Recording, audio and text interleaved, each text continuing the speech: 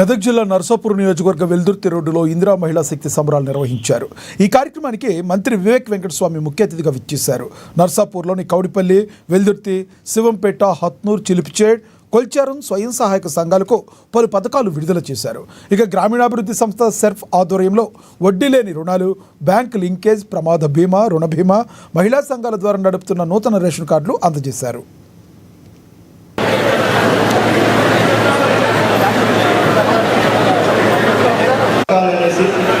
ఎవరెవరైతే మహిళలు ఉన్నారో వాళ్ళందరినీ కూడా కోటీశ్వరం చేయాలనేసి ఒక మంచి ఉద్దేశంతో మనం అందరూ కూడా ఇన్స్ట్రక్షన్స్ ఇవ్వడం జరిగింది. సో దాంట్లో భాగంగా బ్యాంక్ లింకేజ్లో భాగంగా వాళ్ళందరికీ కూడా రుణాలు as early as possible provide చేయాలని కూడా చెప్పడం జరిగింది. మరి దాంట్లో భాగంగా గడిచిన సంవత్సర కాలంలో ఎంతైతే మనకు టార్గెట్ ఉందో మన జిల్లాలో మొత్తం అందరికీ కూడా 600 కోట్ల వరకు కూడా మహిళలకు మనము రుణాలు ప్రొవైడ్ చేయడం జరిగింది.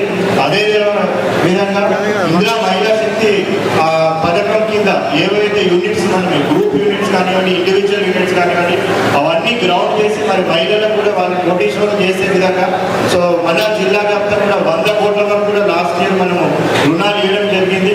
మరి దాంట్లో భాగంగా ఈ పౌరాపడి స్కీమ్ లేకుండే, కానీ కాంగ్రెస్ ప్రభుత్వం వచ్చిన తర్వాత మహిళలందరికీ కూడా ఈ సెల్ఫ్ హెల్ప్ గ్రూప్స్ ద్వారా మీ అందరికీ లాభం పొందాలని చెప్పి మనకు 0% ఇంట్రెస్ట్ అంటే రుణం లేని, వడ్డీ లేని రుణాలు ఇవ్వాలని చెప్పి రాష్ట్ర ప్రభుత్వం నిర్ణయించుకుంది.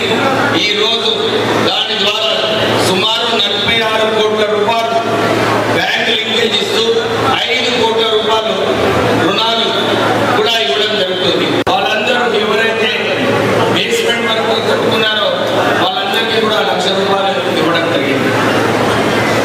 ఇప్పుడే సుహాసిని రెడ్డి గారు చెప్పారు, మహిళలకు అందరూ కూడా బస్ ఫ్రీ ట్రావెల్.